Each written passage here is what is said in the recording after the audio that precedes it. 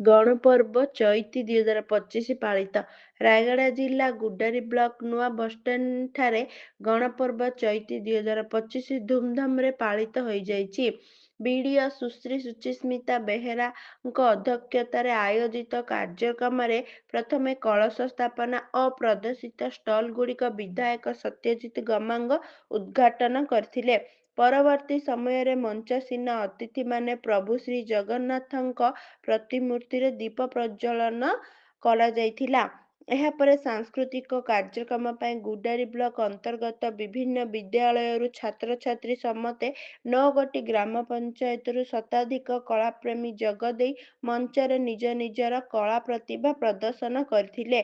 ସେହିପରି ଏହି କାର୍ଯ୍ୟକ୍ରମରେ ଅଞ୍ଚଳର କିଛି ଦକ୍ଷତା ସମ୍ପନ୍ନ ବ୍ୟକ୍ତିଙ୍କୁ ମଞ୍ଚରେ ଅତିଥିଙ୍କ ଦ୍ୱାରା ସମ୍ମାନିତ କରିଥିବା ବେଳେ ସାଂସ୍କୃତିକ କାର୍ଯ୍ୟକ୍ରମକୁ ଦିନ ତମାମ ଉପସ୍ଥିତ ଜନସାଧାରଣ ଉପଭୋଗ କରିଥିଲେ।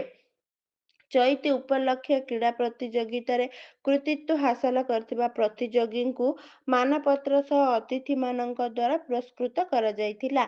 ଆଜିର କାର୍ଯ୍ୟକ୍ରମରେ ସ୍ଥାନୀୟ ବିଧାୟକ ସତ୍ୟଜିତ ଗମାଙ୍ଗ, ବିଡିଓ ସୁଶ୍ରୀ ସୁଚିସ୍ମିତା ବେହେରା, ତହସିଲଦାର ସୁଶ୍ରୀ ଏ ସ୍ନେହଲତା, ଥାନା ଅଧିକାରୀ ସମର୍ପିତା ସ୍ୱାଇଁ, ଇଓ ପ୍ରସନ୍ନ କୁମାର ପାଢ଼ୀ, ବ୍ଲକ ଅଧ୍ୟକ୍ଷା ଶ୍ରୀମତୀ ଲକ୍ଷ୍ମୀ ଶବର, ପରିଷଦ ଅଧ୍ୟକ୍ଷା ସରମିତା ଶବର, ଉପାଧ୍ୟକ୍ଷ ବିଶ୍ୱନାଥ ଶବର, ଜିଲ୍ଲା ପରିଷଦ ପ୍ରତିକାସ୍କା, ସାଂସଦ ପ୍ରତିନିଧି ମୀନକେଶ, ବ୍ଲକ ଏଇ ସସ୍ମିତା ଶବର, ଅତିରିକ୍ତ ସିଡିପିଓ ଅରୁନ୍ଧତୀ ଗରଡିଆ ମଞ୍ଚାସୀନ ଥିଲେ।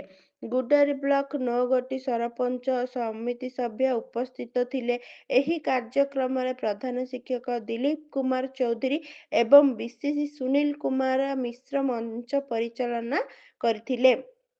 ଗୁଡ୍ଡାରୀ ବ୍ଲକ ଚଇତି 2025 କାର୍ଯ୍ୟକ୍ରମରେ ସାମ୍ବାଦିକଙ୍କୁ ଉପଢୌକନ, ପୁଷ୍ପଗୁଚ୍ଛ ଓ ମାନପତ୍ର ଦେଇ ସମ୍ମାନିତ କରାଯାଇଥିଲା।